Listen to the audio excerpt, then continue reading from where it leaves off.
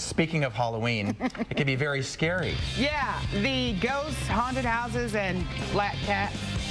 Well, I'm talking just about kids' braces after the chewy candy. Dr. Alana Saxe will be joining us live in studio to tell us which treats can ruin teeth, especially kids wearing braces. And there's nothing wrong with black cats. Hey everybody, welcome back. I could tell this is going to be one of my favorite segments, probably not for the reason that our doctor is here today. Thousands of kids across the valley are already dreaming of Halloween and, of course, the candy. But kids with braces, beware. Trying to figure out which type of candy could damage brackets or loosen wires is more than a trick than a treat for parents. And we have Dr. Alana Saxe from Saxe Orthodontics here this morning with a look.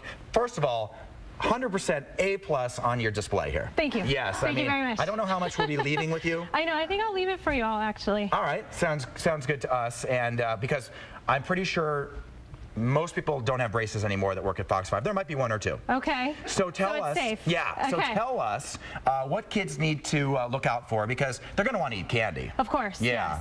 Yes. Basically, you need to think of how you would describe that candy, and if it's hard, crunchy, chewy, or sticky, you want to stay away. Oh no. Yeah. So I gave some examples here of what is hard, crunchy, chewy, sticky. Unfortunately, it's a lot of great stuff. You know, you have your now or laters. Those are a definite no-no. Oh yeah. Milk duds, Laffy Taffies. Those are your super sticky ones. Forget it. And then also, you know, hard things such as peanut M&Ms, Gobstoppers. I know. Oh, Gobstoppers. Yeah, no way. And then anything that you're going to put in your mouth and say rip, like a red vine, or, you know, do that sort of action, is going to pop off a bracket. And what will happen is the bracket just literally just pops off. So it's like a little, just a little Yeah. snap. Well, and you know, it's going to be a Monday night. You probably aren't going to be waiting at the office for kids to call with their parents. No. So what do they, and we'll get to the good candy in a second, but what do they do if that happens at night? Okay, if a bracket pops off, it's usually tied to the wire, so it's actually not a problem. If it's on the wire and it's not hurting you, forget it. Call in the morning, you're okay. If something is poking you and causing some sort of trauma on your cheeks or gums, then every patient should have orthodontic wax at home. And what you do is you just pinch off a little piece of that wax and you put like it's like a pillow.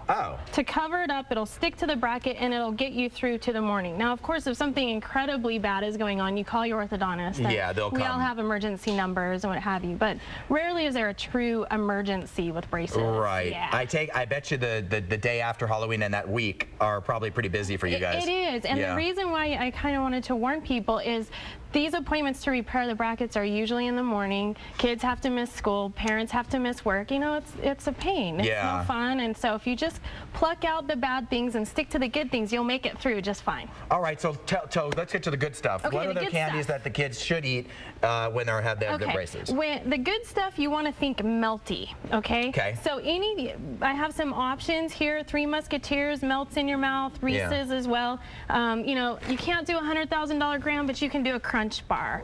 They even have a lot of the candy bars now have these wafery type of products. Instead of a hard Butterfinger, there's these Butterfinger wafer ones. Okay, snap off a piece of it, get it past your braces, and chew on a little bit, let it melt.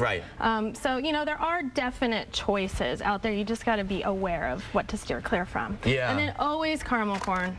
Definite no-no because of the kernel shards and all of that. But there's puff corn, which is like a decent substitute. It's kind of like a Cheeto. I'm looking. Okay, so Cheeto, yeah, like that. But it tastes like popcorn, so you can get that flavor that you're craving. There were some kids back in the day when I was growing up that seemed to have braces like forever. What is it now? I mean, are kids getting them off sooner, or does it all depend on the teeth? No, I mean, of course there's complexity with cases, different complexities, but for the most part, it's about 2 years. I always tell people 2 years. But if you do break a bracket, let's say, you've added time to your total treatment time because that tooth, while the bracket's not stuck on it, isn't in active treatment. It's just sitting there and not moving. So it's about 2 years. It's not forever. Dr. Saxe, thanks for coming in. We appreciate it. Do you have a website or something? Yeah, it's www.saxeortho.com. Saxe with an E, right? Saxe? S-A-X-E, yes. Yep. All right. Thank you. Thank you. Yeah, this is exciting. The candy I'm talking about, Monica.